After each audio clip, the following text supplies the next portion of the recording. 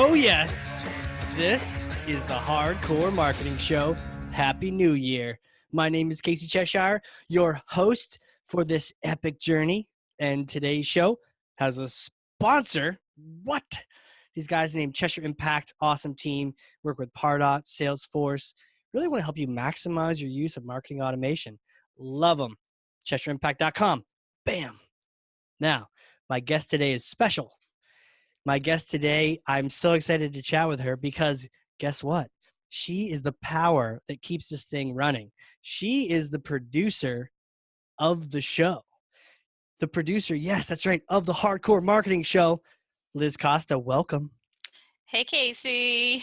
Man, what an intro. You always talk about everyone else's awesome intros. It's cool to have one of my own. I know, but I honestly could have talked for a lot longer about you, your accolades. I could have listed out your LinkedIn profile. I didn't want to make you nervous. I mean, we had to twist enough arms to get you on here. So I'm glad you're here, though. Thank you for joining. Yeah, thank you for having me. This is going to be fun.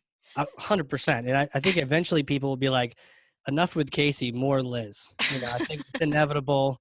It's like humans have brought in AI to take them over. I brought you in. Who knows what happens from here? But this is exciting, right? So what happened? We're like, okay, we need to throw an episode in here. It's the first of the year, and well, not the first of the year, but like New Year, and you don't really want to get guests, on the phone on Christmas or New Year's. That might be fun, but I think it might be a little slurry of words and all that. Not to mention difficult. I mean, everyone's traveling. They're all like, hey, can we do this after the first of the year? And it's kind of like, okay, great, Yeah. So, hey, people like to travel and it's good for them. But this is why we're here. We get to now. Right. It's so our it was turn. Like, yes, this is your turn.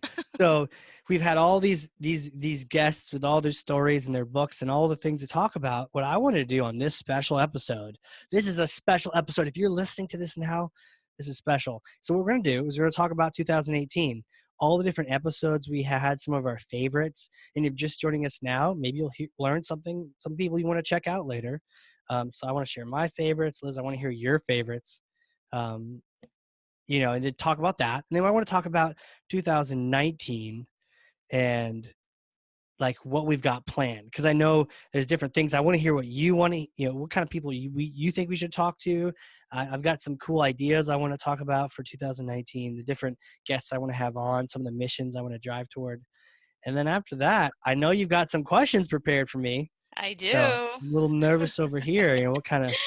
It's time to interview you, Casey, at least for a little bit. You're always interviewing everybody else. Seriously. Somebody asked me a question for once. So we're going to do that. And then after that, I'm going to turn the tables on you and ask you a little bit about you, because you also are a marketer and you've been doing a lot of things, especially with producing this show. It's amazing. Thank you for doing this too.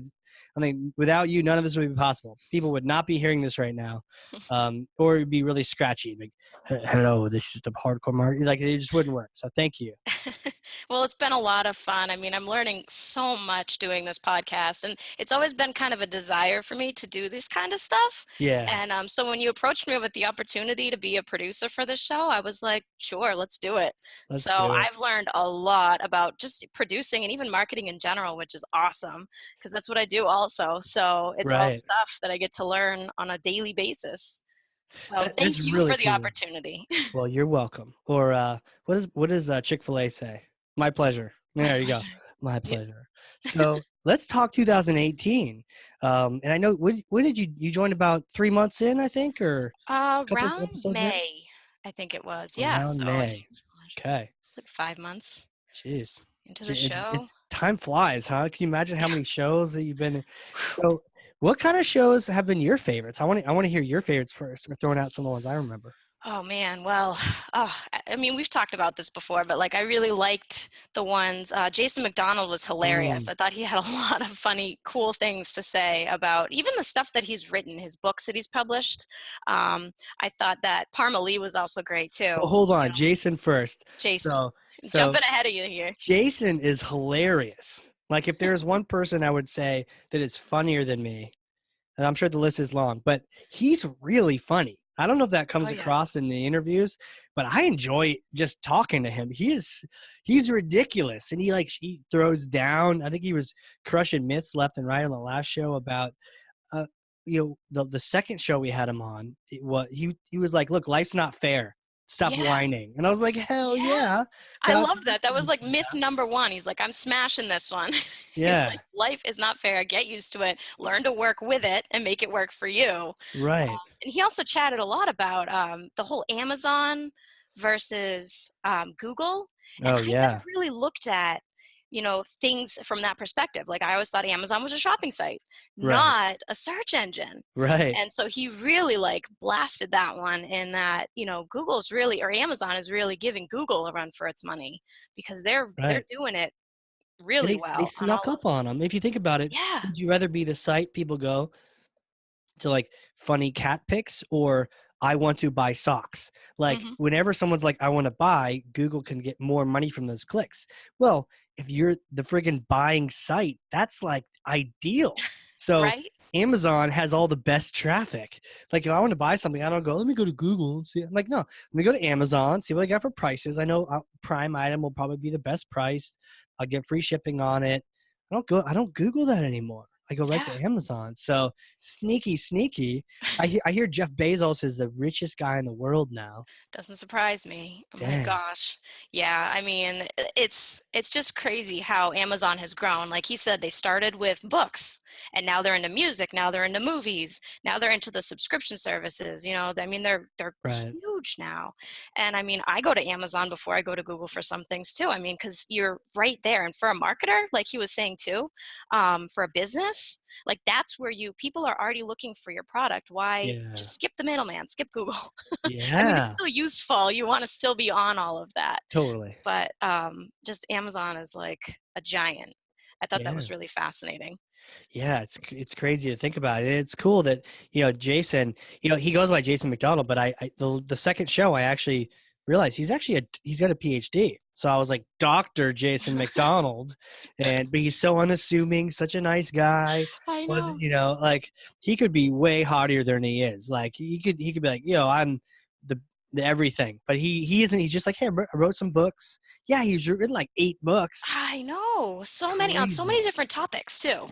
I know. Everything from social media to and all the platforms. I mean, he knows so much about all the social media platforms. So, I mean, Yeah. if I wanted to learn more about them, I'd go right to his stuff. Totally. Totally. Because And I then mean, workbooks too. So it's like all about getting stuff done, not just like theory and all that, but it's like get stuff done.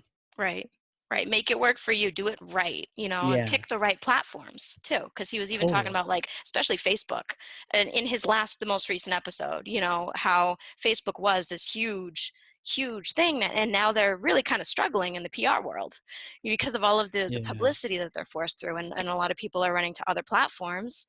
And to use for their marketing purposes. totally. So that was Jason McDonald. Yeah. Learned a ton from him. He is like anything social media, future sense. He's it. It's like amazing. So he's 2 episodes. You just search for Jason McDonald on hardcoremarketing.com, or even probably in your Stitcher app. If you did like hardcore and then you did like Jason McDonald, hardcore Jason McDonald, he'll pop up, or you can do it on YouTube as well, because we did that. Okay, who else? You Parmalee, I think is who you said next. Yep, yep. I thought Parmalee was really good. Her most recent episode too. I mean, we talked about that as well a while back. Just her stories of in like a down Yeah, economy, preparing your marketing plan, preparing your business to run and to still stay on top during the highs and the lows. Because we all know, things could be going great, but we never know when a downturn will be, but it could be around the corner. And I think we all have a sense of that, but it's a yeah, question of like, how do we set ourselves up to be ready for when those things happen? And I thought she had a lot of good insight on preparing your business or preparing your marketing plan for thriving in right. a downturn or some form of a small collapse, if not a big collapse. Right. Timing the market. It's interesting. Her first episode, the one we did with her first, was all about understanding your buyers, buyer research, win loss. I think we're going to talk to, I think it's Ellen coming up, the Mhm. author of Win Loss soon. So that's exciting. That's going to be fun. But so learned a lot from Parmalee that first episode, all about understanding your buyer. Talk to the ones that did buy from you. Also talk to the ones that didn't buy from you. And then I think what she has is the magic that weaves together, like what actions do you take from that, and understanding your buyer. So I learned a lot, and then I was like, we got to talk again, because she hinted at planning and understanding the future. But I got to tell you, that one that you mentioned, that second episode, it like blew my mind, and I felt like I felt kind of dumb talking to her, because it like Harvard Business School, and she was throwing out all the ability to look at the economy and in a downturn, go for it. Like she was just, like don't let it stop you. yeah, You know, yeah, if you set yourself up right and if you properly plan, you're going to be okay. You right, know, or don't let that be the reason why you're not going to be able to continue to move forward. But I right. thought it was cool. One of the things you mentioned actually just now was about the testing. You know, Yeah, testing the yeah, buyer, doing all the yep. questionnaires and stuff. And from that episode, her very first one, I remember her saying, have a profile of your competitors. Do you remember that? Like have like a card that lists some of the things Yeah. people are saying about them. Battle card, right? Yes, yeah, that's what it was called, Yeah. battle card. Yeah. One of the ones I was thinking of too was Samantha Stone. Yep.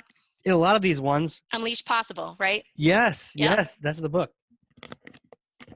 It's over here somewhere in my bookshelf. But yeah, no, actually, no, it's not. It's like in my car next to my bed. Anyways, I like that's one of those books I'm actually reading, because it simplifies all the core concepts of marketing that you got to do. Um, Great book. Yeah. It's written with like case studies and everything. So anyway, Samantha Stone, so much fun to talk to.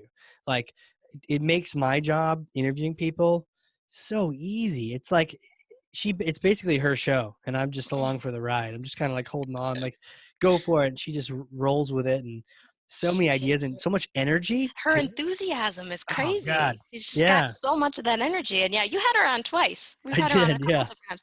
It's funny because a lot of the guests we have, and I love this about the guests, is most of them have published something.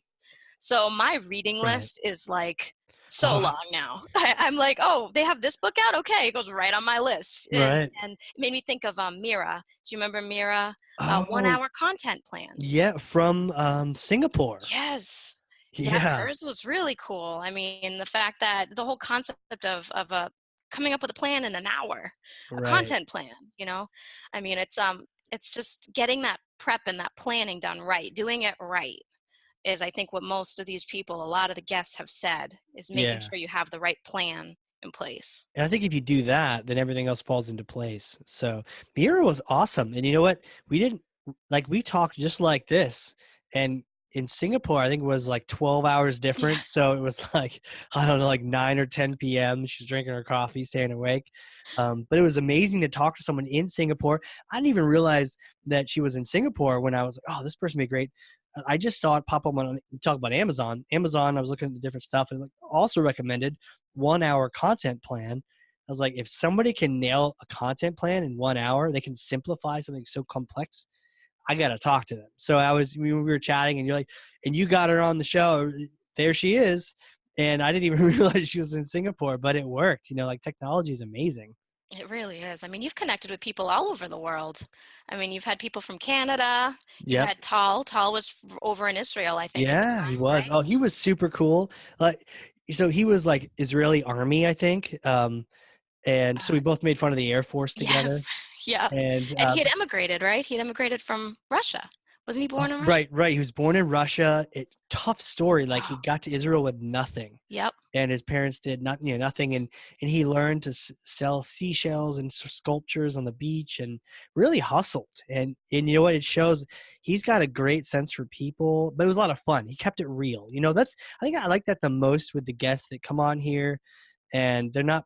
I mean, even if they're pitching something, they're just themselves. Not trying to be someone that they're not. Just come on here and just teach people. I think that's the best.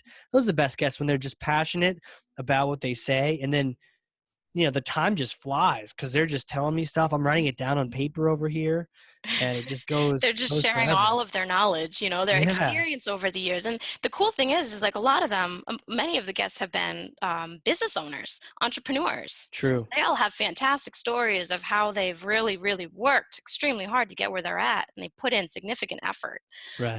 Another one you mentioned, or we were talking about, was um, Carlos Hidalgo. I was just going to say him. Yeah, That's funny. how he was working. He worked really, really hard too, and Yeah. he's even got his charities on his nonprofit on the side. It's His true. I Uganda. think it's Uganda. Is that it? Yep, Yeah. that's where it's over in. Yep. You know what? The backstory with him is he was like a former competitor. His agency, we didn't directly compete, but he built this gigantic agency, and I think he mostly played the Marketo space. But I definitely remember seeing them, at least in thought leadership on LinkedIn, and being like, wow, these guys have it put together. And I don't say intimidated, but when we got him to speak on here, I was like, super honored. And it was like talking to myself in 10 years. I don't know if I could say that, but like I felt like I was talking to someone more experienced, but in a similar back. So I felt like everything that he said, I could understand. It was almost like a sensei, like a karate. I was just like, oh, like put your hand here instead of here. Got it. And so I was just an honor to talk to him. But what's really cool is after he got out, he made that transition to really helping people execute. But I loved his focus on change management, that we can have all these ideas, but if we don't involve other people, we don't really approach this from it's organizational change. Nobody likes change.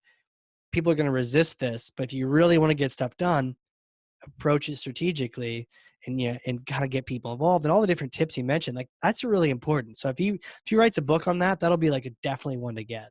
Yeah, for sure. Anyone else stand out? Michelle Evans was another one. Love chatting with her. Just sometimes the energy, like her energy, was more than my energy, and it was awesome. I was just like standing back there getting a Care Bear stare the Yeah, whole time. she was, what'd you call it, the high priestess of funnels, Yeah, I did right? call her that. She did I have a I lot of energy. nominated her as Yeah. the high priestess. You dubbed her. I She dubbed was, her. Yes. and Yeah. there was also Go ahead. the media maven. Oh, Yeah, Christina Nicholson. there it is. Haha. I thought hers was extremely fascinating too, because I don't Yeah. think too much along the PR side of things and how you can use PR for Right. your benefit, and how important it is in getting your name out there, getting your Right. message out there, reaching people. What about Qasim? Oh, he was really cool. He had Yeah. a lot of cool things to talk about. And the fact that he was, what was he, an actor too? He had done some acting on the side. He had a Oh really cool man. backstory. I love the backstories. I think Jason, he wrote plays, or like he was in theater, big into theater like I was. So, for better or worse, we geeked out on theater for hours or felt like it. Yeah, I think that I find that, I mean, I love everything that they talk about. I think their knowledge is just, it's awesome to learn from them. But then whenever, you get to that point of like, so who are you? And that's when I'm kind of like, yes, I want to hear about these people and Right. what's their story. And I love that part of it too. That's like Awesome. my favorite part of the show as well, every little time. Cause I'm Well, like, we're going to have that later too. We're going to have that for this show too. we'll I'm going to have ask our those own Who questions. Are You I'm section. going to ask you that later on. But Brian Massey, he wore his lab coat. And one of the Yes. funniest moments was then I was like, man, you got this thing nailed. He's like, well, studies show, if you wear a lab coat, people believe you 60% more than they did when you didn't wear one. I was like, no shit. So, but then I'm like, cheers, man. And I cheers him coffee and he picks up a beaker. I think I don't know if it didn't get caught in the video on YouTube because I was talking. Dang it! Shut up, Casey. Because he Oh, cheered that's me and right. he had It a cut to you. The beaker, video cut to you. like a lab beaker with coffee in it, and I was like, no shit, you're just 100%. You're doing all the things. You got a lab coat. You're drinking coffee out of a beaker. But some of the things that he said, I mean, even a lot of it went into the book on terms of understanding conversion. I mean, he's the conversion scientist. So it was like school was in session for him on that one. I'm just Oh having a man. blast. Oh yeah, so much information there. I feel like I could just go down through like all the shows. I mean, JP, I mean, with Jason on a million times.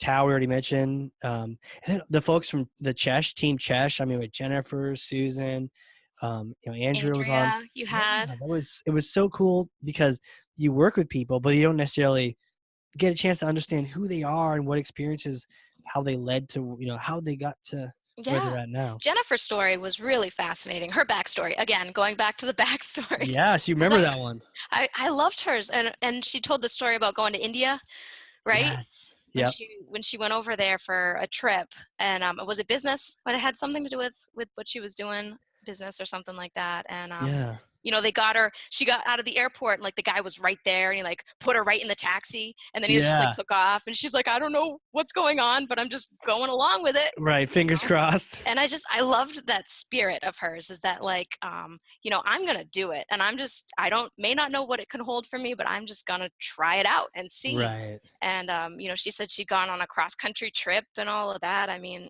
it's just like making that effort, just doing new things and not being afraid. It's like that Yeah. fearless action.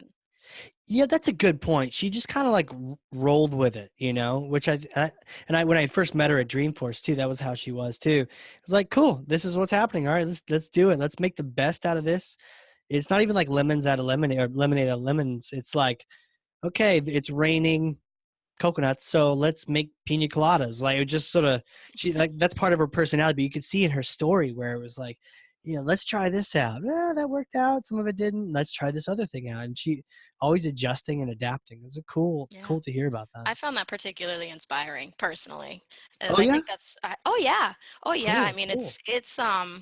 it's cool to hear about people who really don't let things hold them back. They're Mm-hmm. fearless. And so kudos to Jennifer. Yeah, kudos to her for sure. Were you around for the episode with Joe? Joe Applebaum? Yeah. Oh yeah. Oh, Mojovation. Oh, see, you remember that part. Yeah. Yep. Like, yeah, I mean, I've taken some classes from him. He does some cool goal setting classes, which if anyone listening, definitely hit him up on Facebook and whatnot. Joe Applebaum. He's got good. Sorry, go ahead. No, I was just gonna say, like, he helps you learn and figure out how to do some goal setting. He's got great tweets too. I follow him on Twitter now, and every time I see his tweet come up, I like it or share it because it is inspiring. It's very motivating, and even his backstory too. I mean, he just was like, he made these life decisions and he's moving forward with it, and I love that he can use that to inspire other people, and that's what he does. Like, that's his passion, and he does it through marketing and he does it through his business, and like, that's his brand, which was really, really cool. Yeah, that was cool. And his energy was just fantastic. Oh, for sure. He's crazy. He's so crazy. And he's got this big old beard. And I mean, he probably lost 50 plus pounds in the last couple of years, just running around New York City, doing his thing. He's got a digital agency. People that need leads, he's a great place to check out. But yeah, he was awesome. Tom Gerace. I know we're kind of going back and back. And at some point, it'll be before your time, but do you remember Tom? Gerace. Founder Skyward. He was before me. Was he? Okay, so we found that point in time. Well, it's worth checking out because he created Skyward. It's like a content marketing platform where you can get articles created for what you need. Really cool. But there's this one moment where halfway through, we were talking about storytelling, and the importance of storytelling creates content that people actually want to see. Unique, valuable content comes from storytelling. And he actually does this program where he works with a Hollywood showrunner, and they talk about how to actually create stories that catch people's attention, and plots and ups and downs and conflict, and how that all, and it's helpful because that helps you shape your marketing. Well, anyways, halfway through, he shared the story about how I think someone mentioned this to him or inspired him, and he actually went and sat down with his father and shared everything about how he felt, and his father had a chance to tell him how proud he was of him. And I think many years later, he passed away, but he had that opportunity to have that conversation. And it was like, I'm like, are you kidding me? We're having this kind of a story on a podcast. It was, first of all, it was brave of him to share that, but it was also so powerful. And it's like stories like that I remember still to this day, thanks to him sharing that. So that's really cool. Yep. We like inspiring people on this show. Yes. Inspiring people. I think it was also before your time, but there was the Marketoonist. He does cartoons around marketing. And he was talking about how he was in this like ho-hum job, a big, like kind of like a big agency kind of thing. And eventually he was looking at everyone around him doing these stupid meetings and like talking about nothing. And he started sketching some cartoons and drawing. And eventually now he does it full time. I've seen him on TED Talks now, Tom Fishburne. That's awesome. He's just crushing it out. So with cartoons, awesome. Great yeah, medium, like so yeah. unique. Not many people do stuff like that. I wish they did though, right? I Yeah, mean, I think people are too serious sometimes, and they think that they forget that we're all human. And I think I'd rather read the comic section of the newspaper than, you know, everything else that's the going wrong with the stock. world. Yeah, everything else. You're right. Every other page. We want to laugh a little more than we want to cry and despair. So keep it Yeah. up with the marketoonists. Yeah, seriously. We So, like these cartoons. one other one, because I know we could talk forever on this, and Oh yeah. but Asia Matos, highly recommend checking her out. She is a hustler, I think down in Alabama. Found her own company, Demand Maven, another Maven, and she shared something of how she actually got 2x%, like a double increase in conversion rates, by doing something very simple. I'll leave that for the show. Now, show Uh-huh. number 14. But what I loved about her was her energy and personality, and she shared how she took a comedy class. There was a local comedian, a female comedian, who wanted to inspire more women to get into comedy, and she was doing a comedy class for women. So they talked about different styles of jokes and different. I'm like, oh, what? And she mentioned a type of a joke. I'm like, oh, what's that joke? And she'd like give them a demonstration of what it Wow. was, and it's hilarious. And it's like Wow. there was like a weekly class for maybe a couple, like 2 months, and at the end they had to do a stand-up routine in front of like real Oh, people.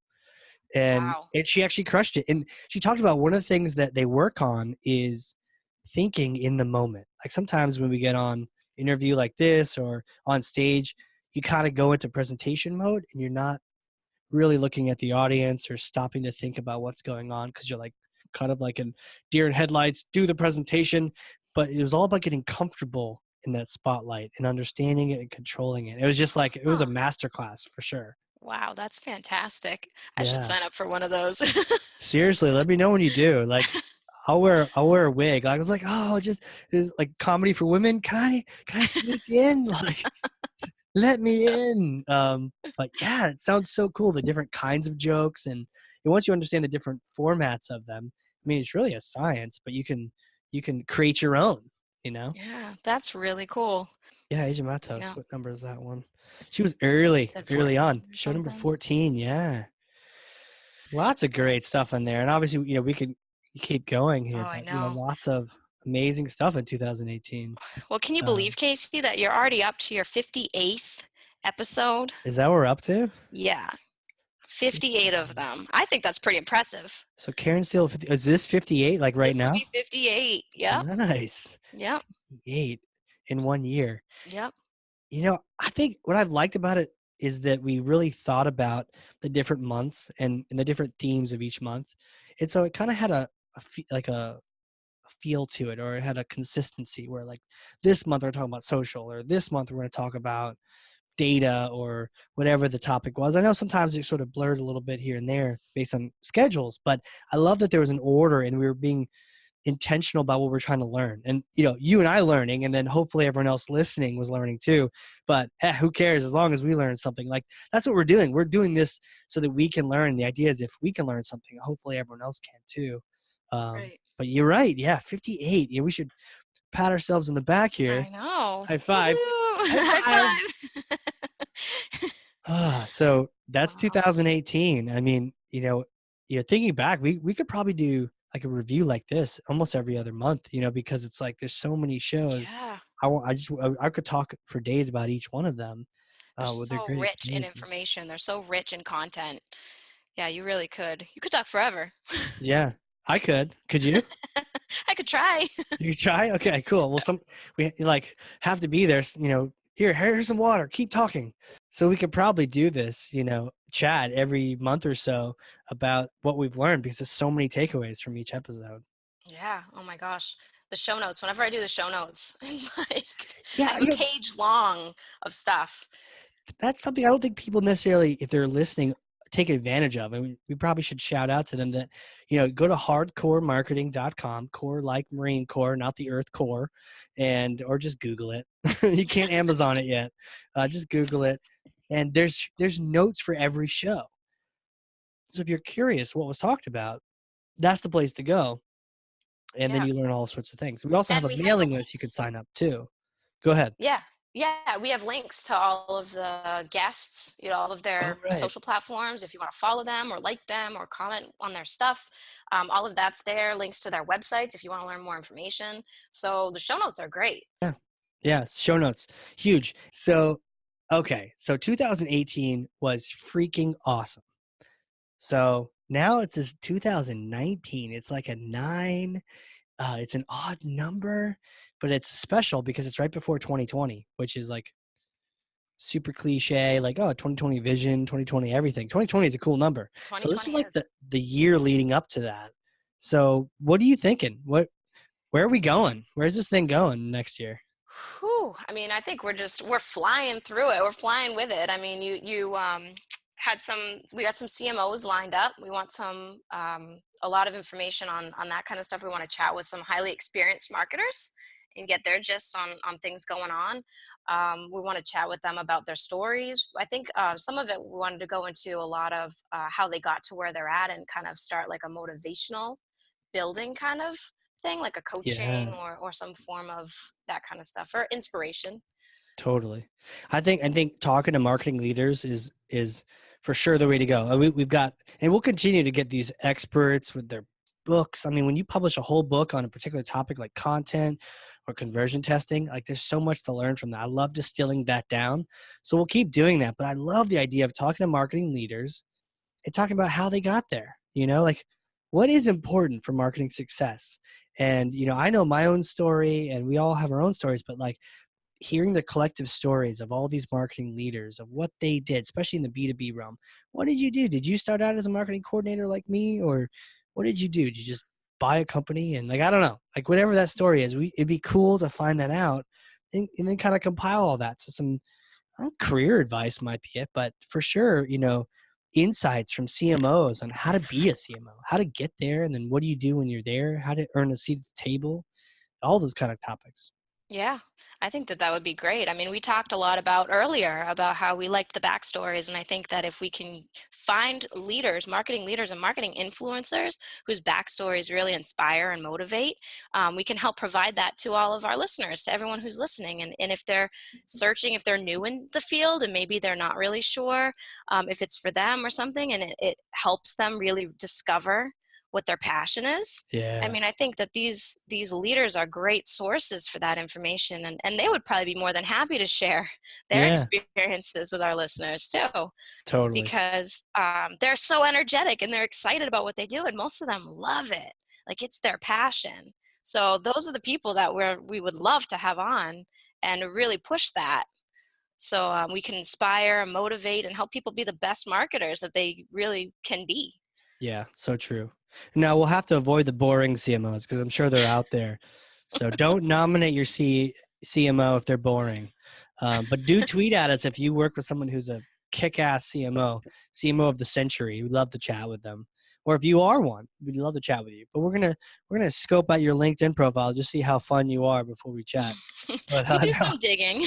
everyone's got a great story. Everybody does. Um, sometimes it's not the surface story, so we got to do a little digging to get underneath there and find out. But yeah, so speaking of which, I know you had some questions for me. So I did, Casey. So you're always talking to everyone else and asking them about their stories, asking them about where they started.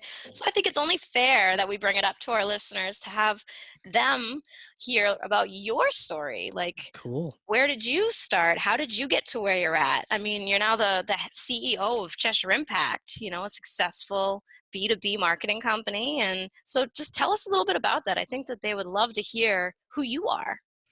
Yeah, that's a great question. First of all, I need more guests like you that ask me questions. Like, hey, you love to talk? Don't host a podcast. You're listening the whole time. But it's fun. I get to learn a lot. But yeah, it's like somebody asked me a question. But anyways, I'm glad you did. Um, I'm just a longtime marketer, and it was probably 9 years ago now, which makes me feel really old, that I bumped into marketing automation. And prior to that, I was the marketer doing activities. I was at a company where one time I remember the CEO saying, "How many emails did we send, Casey?" Because I was like, "That's what CEOs sound like," and I was like, "Oh, that's what I sound like as a marketing manager. Oh, we've sent about 1 million." And he's like, "Okay, next month send 1.5 million." Like and I didn't know any better at the time, but now I'm like, dude, like another 500,000 emails of the same people is going to make them buy your technical IT thing? No, that's not what B2B is. And so I've experienced a lot of these crazy things, but when I got marketing automation and I got ROI, it shifted the whole game. Now I was responsible for results, not just activity, not just busy work. And I really was able to step up the game, use some of my creativity to do that. And I'm so glad I found Pardot because, no one's paying me to say this, but it is totally my favorite platform. It's so easy to use. It's probably the worst platform for an agency because it's so easy to use. So I didn't pick the one, like some of these other platforms, you pick them, you're probably doomed to having either an outside agency do it or some consultant or, like a really expensive person you hire in your company. But Pardot, it's so cool because everyone can learn how to use it. So it really isn't driven by like, ooh, let's work with this and everyone will need to work with us. It's like, it's the right tool. And thankfully Salesforce in their wisdom bought that tool. If they had bought any other tool, probably wouldn't be talking here today. Probably wouldn't have grown as fast as it did, but they bought the right one. So it's been a fun adventure. And I was an end customer who was just so happy to talk about it to other people. I'd hop on reference calls like 2 or 3 times a day. No, not a day, a week. And hey, Pardot's amazing. This is what I did. This is what I did. And I wasn't selling anything. I was just sharing my passion. And people eventually said, that's really cool. Could you do that for us too? Like, let's not reinvent the wheel here. Just do whatever you just did for us. And then that's where consulting came from. And so it was just loving, passion for marketing automation is where that came from. And that's where Treasure Impact came from. So it's really cool. And now we're the top Pardot partner, which is crazy to hear because there's blue wolves out there and big companies and big agencies. And our small team, I guess sometimes people say, hey, your company's small. I'm like, hey, who you calling small? But our team of people are awesome. They're all marketers. They're not like agency people. We have actually been there. We've done these things. And so when we train people or help them execute, it's not like, well, what are you doing that for? We know exactly what you're trying to get leads. Your CEO's asking you how many leads, how many emails did you send? We know, we've been there. So how long has Cheshire been around? If you don't mind, like tell our listeners like how long you've been in the arena. I like to think it's only a couple years because we have this like startup feel, but I think it's probably just almost turning 5 now. Wow. I think it's turning 5, maybe 4.5, 5. I think so. Yeah, actually 5. And back it was fun when you're like, oh, 2 years in, we're startup, like woohoo. You're like 5, like are you guys old? But no, it's just it continues to work and continue to help more and more people. So we get, cool clients with cool logos and but mostly it's just, I think we've helped over like 2,258. I made up the last number, but it's around there. But close enough, right? First 3 digits are correct. It's like the Price is Right. Like, do I win the car? Oh. Like I got the number. So yeah, but we've helped so many marketers out and it's just been fun to do that. And that's cool. Well, you know what I love? Like you talk a lot about it, about like Cheshire's passion. And you always talk about teaching people. That seems to be like what drives you is you love Pardot, you love marketing, but you also love teaching. And you thread that into the fiber of your company. And I think that it comes across in the, you want to do this podcast now. You had this idea to run this podcast now to help educate people. And I mean, you're doing it. So very good. Awesome. Thank you. Applause to you. Thank you. But thank you for the thank you. You're welcome. That's really, it is about teaching. I like to say we all have like the heart of a teacher where we're not asking you for money. I mean, we're just going to teach you. And if you want to learn more and buy stuff, cool. But if you just want to learn, as long as you use it, I think we've really transitioned as a company. Our why used to be teach a better way. And teaching's a part of it. But sometimes you can teach someone something and they don't do it. So we're really transitioning as a company from teach a better way to make marketers heroes. And that's because sometimes you don't have time. We could teach you all the things you need to do. You're like, yeah, that's exactly what I need to do. I just don't have time to do it. So now we're transitioning to, well, let us help you do it. So things that we can either do with you or for you, not just teach you. Of course, we'll teach you if you want to know. But you're either going to bump into, I don't have the strategy, but I can execute, or I have the strategy, but I don't have time to execute. So whichever one that is, it's like, got it. We're going to help you do this, not just stand back and teach, right? We don't want to be like the teachers in school being like, oh, do this and all this, just like book work. No. We want to be, Right. sleeves rolled up in there with you, helping you do it. Working alongside, coming alongside, making you Yeah, a more powerful marketer, a more powerful business person, right? totally. I mean, that's your B2B. I mean, you're very strong in that field. So, yeah, I mean, that's cool. Did you always have a desire to run your own business?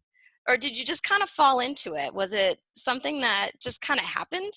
I think, I think, it's about Because some creating people have this value. dream ever since they're young, they want to have their Yeah. own business, but it sounds like you kind of just developed this passion, and then through this passion, you created something that Yeah, I helped you. think it's more of a platform that developed. The passion is probably for creating value. So I always joke with guests like, "Hey, when you're 12, did you sell raspberries?" And like I did. I remember my brother going in the field behind our house, these overgrown weeds and vines, but they were like raspberries, and so they were the gigantic. We called it the hidden valley because it was this valley of gigantic we'd gather them all, put them in like little plastic Ziploc bags. We tape a little thing on it that said like $1. We'd walk around the neighborhood and be like, do you want some, you know, fresh raspberries picked like an hour ago? People like, hell yeah. And they'd buy our raspberries. And so it's things Wow. like that where I don't think it was like, ooh, let me make a raspberry company. It was just like, let me see if I can create some value here that someone actually appreciates. And so later on, I did um, have created a couple different kinds of companies. I did work as a marketing freelancer. I actually created a comedy publishing company for a while. That was interesting. Wow, a Good test. comedy publishing. Tell us Yeah. about that. I'm just curious. Like, Yeah. we go Yeah. back to the comedy thing. Right, right. Well, couldn't do dramas. Like I don't have time for that. But it was yeah, I wrote a play. When I got deployed to Iraq many moons ago, I wrote a play in my off time, and it was a comedy. It was super silly, and I thought, well, I could publish this, or I could try to publish this and get people to publish it. There's a couple major players in that space, or I could just publish it myself. What could be so hard? So, not really a business plan or anything. I just thought Cheshire Comedy Publishing, CheshireComedy.com, and let's just see what happens. And so it was a great, opportunity to learn. And we created a contest, the funniest play on earth. And what we got, and it was like, if you win that contest, you get $1,000 and we'll publish you.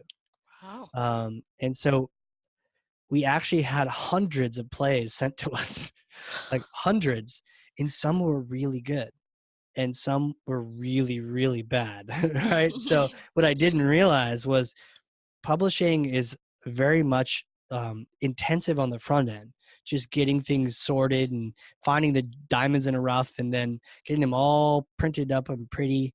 And then you got to market it. So I wanted to do the marketing part, but there was so much work at the beginning, and then you're paying people to read bad plays, Oh, right, to try to sort through them all.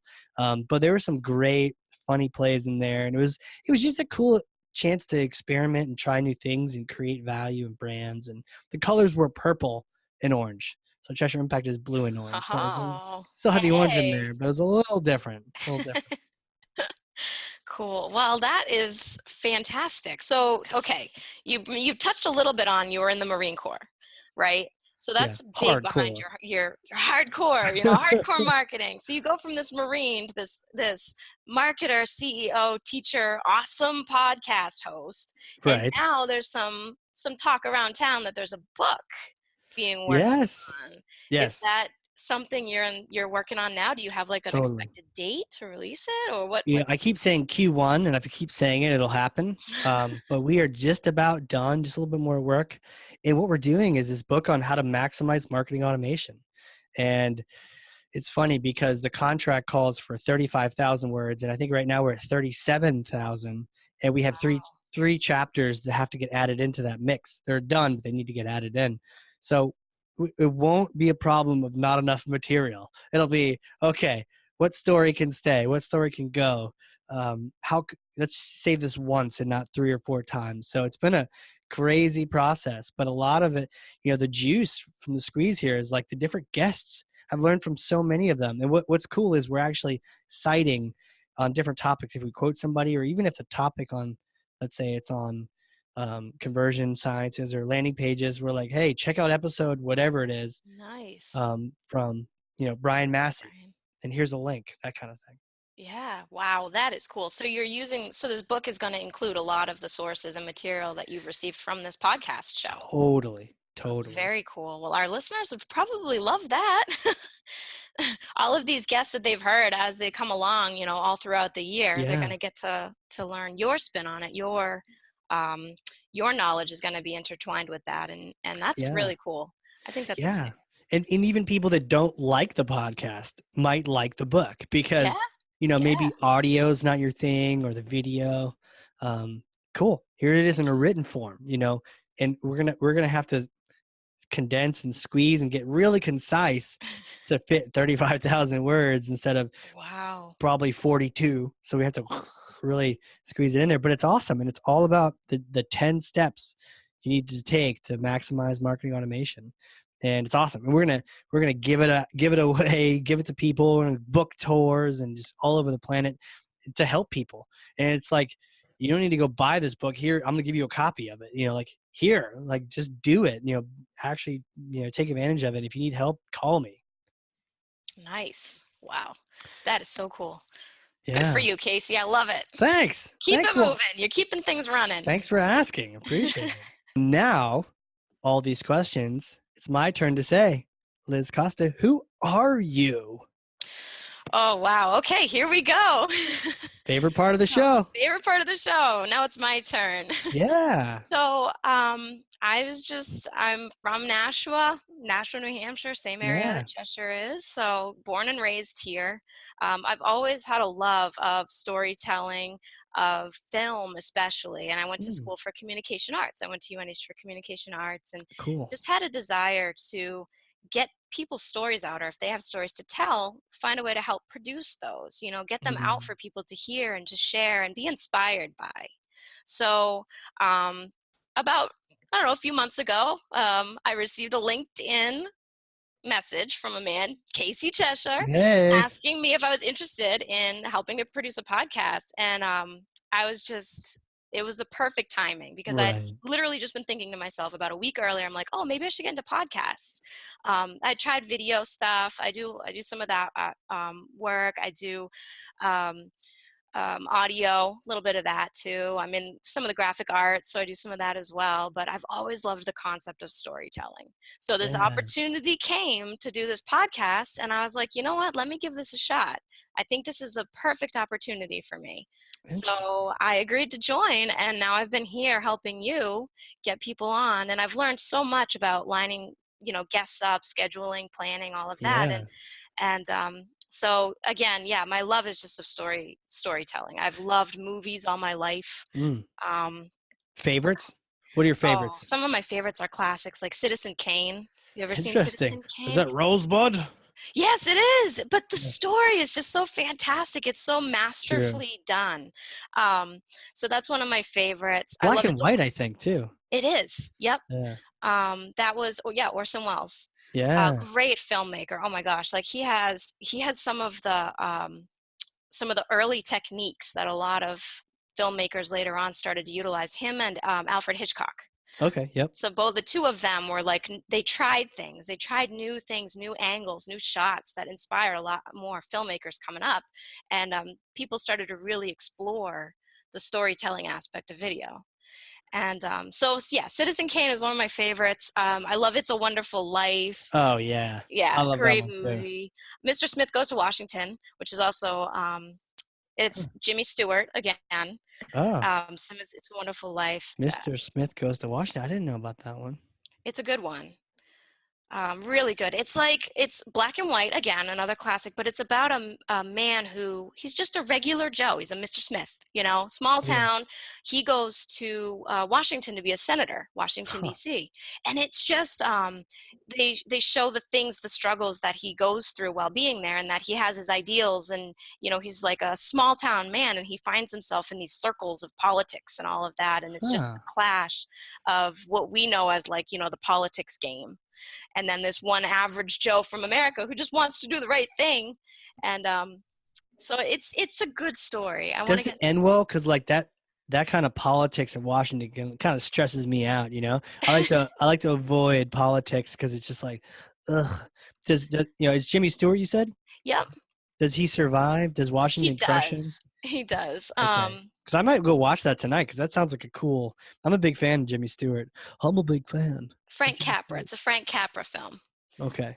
Yeah, and it's a good one. It's kind of long, but it's he's just so sincere, and it's just his struggle with he's starting to understand some of the things that are going on there that you don't always know happen, and it's like the people pulling levers for other people and the lobbying and all of that. So Mm. it doesn't go super in depth, but it's him running up against like the Washington machine. Have you seen House of Cards? I have, yes. Is it like the modern It's not Mr. as Smith? suspenseful or dramatic as that. Okay. Think of Okay. like It's a Wonderful Life version Right, right. of, It's like sanitized. It's not it because right. like the House of Cards, the very first episode, like a dog gets shot Oh, and in like the yeah. first 30 seconds. So I saw that. I was like, screw this, man. I don't need this. So I turned off of it. And then later on you keep hearing about it. So I was like, okay, I'll give it a shot. Then I realized, wow, they like the acting is like scarily real. And it's probably more like that than we think. So then I watched a lot of the seasons. But Yeah. yeah, I've okay. wondered So that it's too. a The little whole a time little more watching it, I'm happy. like, does this really happen? Like, is this really what goes on? I mean, you don't like to think that, but you Yeah. wonder, and they make you think about it. And You're yeah, no, hoping I've it's seen like middle ground. Hopefully it's not that bad, but you probably I hope. don't know. You Yeah. hope. So yeah, no, that's one of my Mr. Smith Goes to Washington is a good one. You should check it out. Have you a big fan of like Sleepless in Seattle, and the modern one is like You've Got Mail. Yeah. And You've Yeah. Got Mail is based on this old movie called The Shop Around the Corner. Huh. Shop Around the Corner. So like Tina and I were big fans of it. So of You've Got Mail, right? Because it's like the quintessential, like I'm the business guy, she reads books, librarian. Perfect. It's like perfect. Yeah. FOX, Joe Fox. So but Shop Around the Corner is this old black and white film with Jimmy Stewart in it. And what's Huh. interesting is, like, talk about I took film studies class. That's a different story. And I could have done a paper on like Shop Around the Corner, You've Got Mail, because it borrows some things and it doesn't borrow some other things. And I think You've Got Mail is the best version of it. So it's actually a sequel that's better. But it's really interesting if you watch that first one and you're a big fan of Jimmy Stewart. It's like it works because it's fun and it takes place in Turkey. So Huh. all the actors and the names was like, oh, Mr. Hammerschfield, like, oh, welcome to the shop. And they're at like a little Mason shop. And you should check it out. Shop Around the Yeah, Corner. definitely. I'll add that to iTunes my list. has it. Yeah. Huh. And then you can Cool. compare that with You've Got Mail. Because what's crazy is there's actually a couple bits of dialogue throughout where they'll actually keep it. But the ending is weird. It's not as good as the You've Got Mail You've got ending. mail. Yeah. Where it's like, I wished it was you. I wanted it to be you so bad. It's like, oh, beautiful movie. It's weird. They talk about like saddle legs or something at the end of this chapter on the corner, but it's like Turkey and it's 50 years old. So that was probably funny back then. I don't know. Yeah. Huh. But yeah, so, okay. So we kind of skipped over, but like, so you were always kind of into film and is that what led you to go to school and study? You probably wanted to just do film outright, and they're like, "Well, you can do communications as well." Or how did Well, that work? yeah. I mean, I had a desire to do. I always liked learning about it. I was always interested in it, and then I was like, well, Yeah, media is also kind of interesting too. That concept of telling stories. That news, all of that. So I was kind of drawn to that because there's really in New Hampshire, there's not much of a film industry around here. If I were to get a job around here, there's yeah. like not much. So I always had an idea of, oh, what about web shows? Like people are Oh always yeah, doing web shows, YouTube, all kinds of stuff. So, but again, along the side of that, not a huge industry in this area for it. So I was like, if I want to utilize those skills, I've got to find something else to work with it. So that's why I got some internships working with people doing web shows, Oh, and they cool. needed graphic arts on the side. So I started doing some of that as well. So I would do some video stuff when I had the opportunity to, and then I would also do some graphic design. And they needed stuff for marketing materials and things like that. So that's Yeah. kind of what got me into that kind of world. Is it sent me into the graphic design, visual arts kind of area. And Yeah. so I always thought the two of them really worked together. You know, you need visual arts, photography, Yeah. videography, and now today a lot of like web design and web development, they're all kind of um, they're all related to each other now. I mean, we've got multimedia everywhere. You know, we've got visuals Totally. online, video is huge, and now this world of podcasting. Yeah. You know, so yeah, so I got into the graphic arts. I got into some of that because there was just more to do there. Mm-hmm.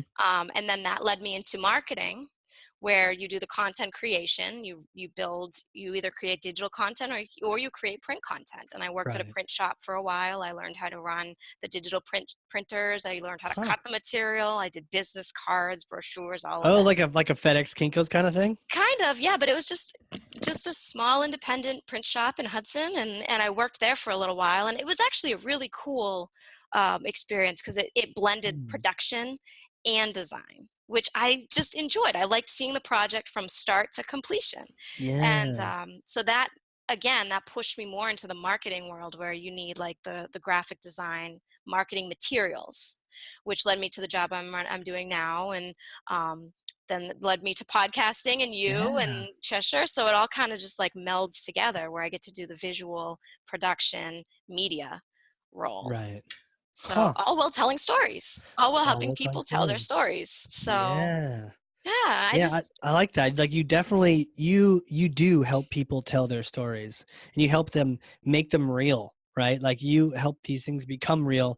Could just be a thought or a recording somewhere. And then you kind of like that print shop where you have the idea of a graphic and it becomes something physical you can hold on to. yep, Whether it becomes physical or just out there in the ethos where people can click on it and watch it on YouTube. Like the fact that all these episodes are on YouTube, it's so cool, you know? right, So yeah, right. that's definitely I can see that being your thing where yeah, I mean there's people that make it up, make it real, and make it recur. And you need each one of those type of people in every organization. And you Yeah. definitely make stories come real. It's really cool. Yeah. And I mean, I'm very project oriented. I'm very task oriented. So, Oh hell yeah. when I start a project, I want to see it through to completion, you know? So Yeah. I make sure that I get all the pieces lined up, and I want it to be like the best. I'm also a perfectionist. Mm. I want it to be the best product that it can be. And I want it to, be completely perfect, which isn't always possible, but I can get as close as I can, Close as uh, possible. as Yeah. close as possible. But, I mean, I've even enjoyed learning and pushing more into even the motion graphics world, because Oh, that's even that adds. So you've got the graphics, you've got the media, you've got the digital photography, all of the design, and that just makes it all one. I mean, you talk about cartoons, but like animated cartoons, like that's a whole yeah. nother level of storytelling. And I don't know, I'm fascinated by it. I'm kind of a nerd, I Yeah. dabble in this, I dabble in that. Do you draw? Do you draw? Have you done cartoons yourself I or? have not done cartoons myself. I tried when I was in high school. I tried.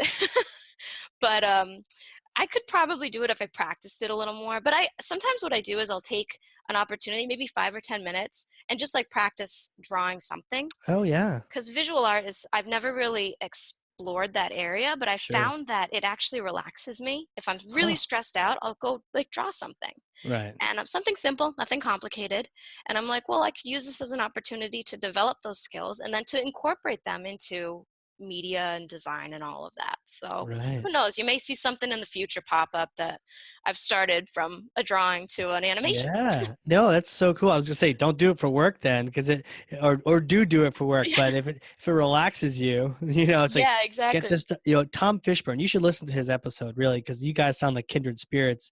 Because his hobby was the cartooning, and that became the job. And I asked, well, how do you keep it fun and not make it work? And he's got a whole process, a creative process of doing story cards and ideas on cards and every day I think at a certain time he puts on the same music and he Huh. listens. But yeah, you sound very similar. Yeah.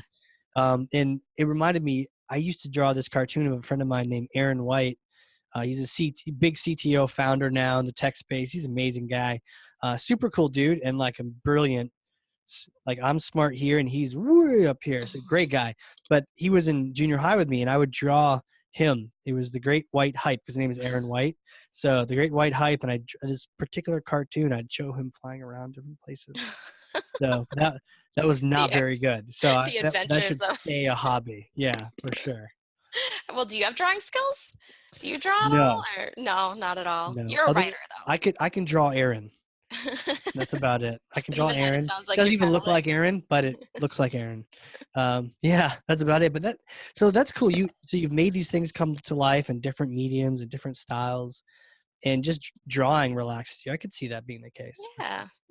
So, I mean, I love to explore. I love to learn. Mm-hmm. And I'm even noticing too, and I'm kind of one of those like jack of all trades people. I hate to admit it, but I have so many interests in everything that it's like, I want to do it. I want to try that, or I want to try that. And then even learning, the hardcore marketing show, like the stuff that you talk about, like the tech side of it is actually very intriguing to me as well. Like, okay, so you have a plan and you have a strategy, and it's like, how do you set the pieces up to make it successful? And so, I mean, I'm just a nerd. I love to learn. So yeah, well, I mean, nerds rule the world, right? So totally. The joke's on everyone else. Like, I didn't exactly like high school, but yeah, hey, look at us now, right? So having fun, and I think that's the key too, is just do what you enjoy. If you have a passion for learning, you do, passion for creating, the art out of the story, making it real. Yeah, do it. Keep doing it. Do more of that, and more of your time spent doing that, the better. Yeah. So this has been cool. Where can people connect with you? Oh, this is the part of the show where we go, how can people reach you and follow up with you? You'd think I'd be prepared for this. Twitter, and no, you're not prepared for this at all. But normally we have show notes. I'll say you do an amazing job with those. Oh, thank you. So I'm not naturally brilliant. I have show notes to work off of. But Twitter, maybe just throw out like some Twitter handles. Yeah. So my Twitter is Hey Liz A, HeyLizaye. That was actually inspired by, you helped me come up with that. It was boring before, but yeah, so you can check it out. Check me out there. What was it before? It was just like Eliz M. 3441212. Something like that. Yeah. Hey, Liz, so you added a little spin to it, and I like it, so we're sticking with it. And your middle initial is A, is it, right? It is. Yeah, okay. My middle initial is that's A. So it just kind of like, it makes it fun. So like yeah, that's Liz A and like Liz A. Liz A, like, hey, Liz A, like, yeah. Anyway. It works.